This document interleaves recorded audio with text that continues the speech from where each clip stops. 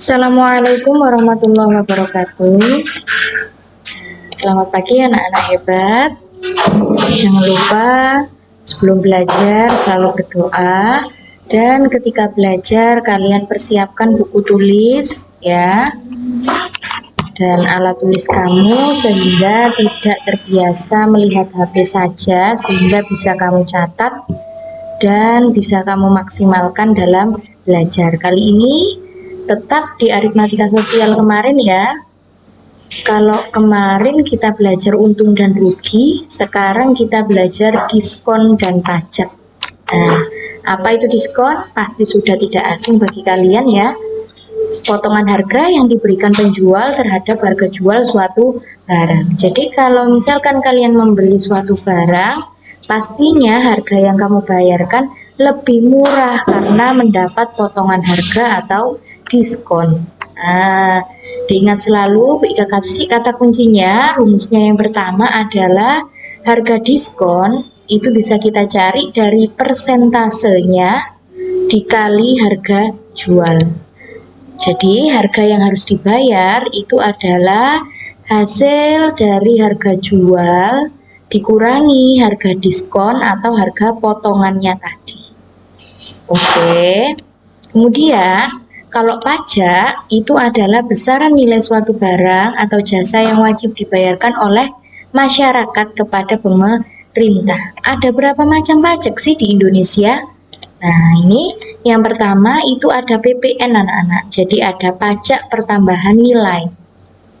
Ini biasanya kalian tempuh pada jual beli di restoran, misalkan terus di Indomaret, Alfamaret ya.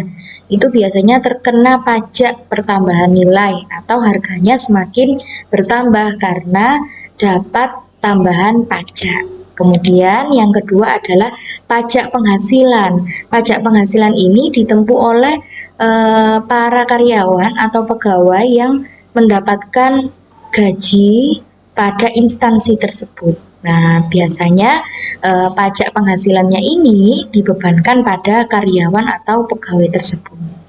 Nah, jadi gaji bersihnya itu didapat dari gaji kotor atau sepenuhnya dikurangi PPh berdasarkan pasal 21 yang sudah ditetapkan oleh negara kita. Kemudian yang terakhir adalah UMKM, yaitu usaha mikro kecil dan menengah. Ini biasanya dibebankan pada pedagang-pedagang kaki lima seperti itu, atau pedagang-pedagang yang hitungannya pedagang kecil atau menengah. Nah, sekarang kita akan bahas PPN dulu. Gimana cara mencari PPN-nya? Itu sudah sering kalian temui ya. Jadi harga pajaknya kalian cari dulu dari persentase pajaknya. Kemudian harga yang harus kamu bayar itu jadi harga jualnya ditambahkan harga pajaknya. Kalau misalkan pajaknya biasanya PPN-nya 10%, maka kamu cari dulu harganya, kemudian kalian jumlahkan dengan harga jual aslinya. Kemudian untuk mengetahui PPh atau pajak penghasilan itu bisa kalian cari dari persentasenya, kalian cari harga pajaknya dulu ya. Kemudian gaji bersihnya itu didapat dari penghasilan kotor atau penghasilan keseluruhan dikurangi harga pajak yang ditempuh. Nah, kemudian kalau UMKM itu adalah 1% dari omset. Apa itu omset? Omset itu pendapatan anak-anak. Jadi ada omset per hari, ada omset per bulan. Jadi ada pendapatan per hari dan pendapatan per bulan. Nah, pajak UMKM itu berapa? 1%-nya dari omset per bulan. Jadi misalkan gaji usaha tadi, pedagang tadi per hari, maka harus diklarifikasikan atau ditotal selama 1 bulan. Jadi dikali, misalkan pada bulan Januari maka dikali 31 hari. Kalau bulan Februari maka dikalikan 28. Kalau bukan tahun kabisa. Tetapi kalau bulannya misalkan Februari, Maret, April. Nah, April kan ada 30 hari. Jadi sesuai dengan hari pada bulan tersebut. Kemudian, pendapatan bersih yang didapatkan pedagang bagaimana? Jadi penghasilan dikurangi harga pajak yang disetorkan pada bank yang berlaku pada usaha mikro atau menengahnya itu tadi masing-masing. Nah, biar tidak bingung atau secara gamblang, Ika kasih contoh. Yang pertama, sering ke matahari kan? Iya, itu biasanya banyak diskonan itu di akhir tahun atau di event-event tertentu. Nah, di sini Bu Ika kasih contoh, baju di Matahari Store tertulis diskonnya 50%, misalkan barang atau baju yang yang ingin dibeli ya, harganya 255.000. Artinya potongan harganya nanti adalah 50% dari harga jualnya. Maka bisa kita kalikan tadi ya, 50 per 100 dikali 255.000. Di sini kita bisa kansasi atau coret ya. Kita sederhanakan, nolnya kan ada 2, maka 50 dikali 255 ditambahkan 01. Maka hasilnya adalah 127.500. Lah, kalau sudah tahu potongan harganya sebesar ini, maka harga yang harus dibayar berapa? Nah, maka dari itu tinggal kita kurangkan saja harga awalnya dikurangi harga diskonnya. Jadi hasilnya adalah 122.500. Sehingga bisa kalian simpulkan harga diskonnya adalah 127.500, sedangkan yang harus dibayar 122.500. Oke, kemudian contoh yang nomor 2, Sulis dan teman-temannya makan bersama di geprek bensu. Nah, sering ya kalian ya. Tidak asing bagi kalian. Nah, di setruknya ini lihat ya, ada setruknya tulisannya PPN 10%. Jadi berapa yang harus dibayar Sulis jika dia membeli paket ini? Nah, kita totalkan dulu.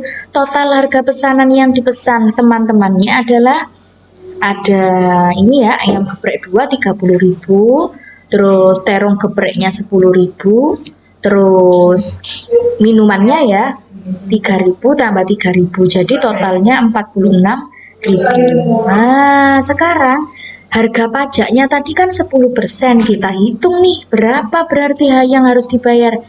Nah, ini ada 20, bisa kita coret juga, sehingga pajaknya kita terkena 4.600. Sehingga Sulis dan teman-temannya harus membayar berapa?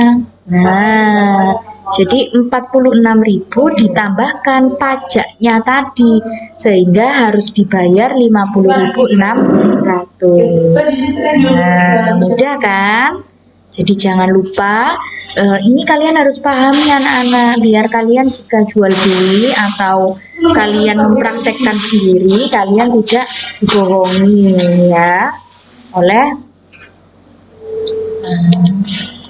Oke, jadi harga yang harus dibayar 50.600. Oke.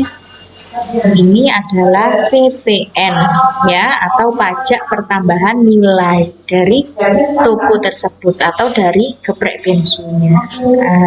Oke. Contoh yang nomor 3, ini terkait PPh, pajak penghasilan. Seorang pegawai menerima gaji 3.200.000, dikenakan pajak penghasilannya 15%. Berarti gaji yang diterima oleh pegawai tersebut setelah dipotong pajak berapa ya? Kita jawab seperti tadi ya, cari persentasenya dulu. Persentase dari pajaknya yaitu didapatkan 480.000, maka gaji bersihnya bisa kalian dapatkan dari penghasilannya dikurangi pajak potongannya tadi, karena ada pajak PPh-nya. Nah, sehingga didapatkan 2.720.000. Jadi gaji bersih yang diterima pegawai tersebut hanya 2.720.000. Oke, mudah ya. Nah, ini dikanselasi karena dia sama-sama 0. Oke, soal terakhir tentang UMKM ya. Pak Yusril berhasil menjual tas setiap hari sebanyak 50 tas. Harganya satu buah tas itu 250.000. Jadi Pak Yusril harus membayar pajak UMKM-nya itu berapa ya? Nah, jadi kita cari dulu omset per bulannya. Oh ini maaf, omset per harinya dulu. Jadi omset per harinya itu kan 50 dikali 250.000, didapatkan 12.500.000. Kemudian omset per bulannya, karena dia omset per bulannya adalah 30 hari ya misalkan, maka didapatkan 375 juta. Banyak ya. Kemudian UMKM tadi berapa persen? 1%, maka kita kalikan dengan 1%-nya tadi berapa? Maka kita bisa kanselasi ya, ini adalah 3.750.000. Gaji bersihnya yang didapatkan Pak Yusril berapa berarti? Nah, jadi penghasilannya dikurangi pajak yang dibayarkan tadi, sehingga dia hanya mendapatkan uang 371.250.000. Jadi bisa disimpulkan ya, Pak Yusril setor pajak UMKM-nya sebesar 3.750.000 per bulan ke kas negara melalui kantor bank. Kemudian gajinya atau pendapatannya yang didapatkan adalah 371.250.000. Oke, alhamdulillah, semoga bermanfaat. Ingat ya, usaha akan sebanding dengan hasil. Jadi kalau kalian mempelajarinya dengan baik, insya Allah kalian bisa menerapkan di kehidupan kalian. Wassalamualaikum warahmatullahi wabarakatuh.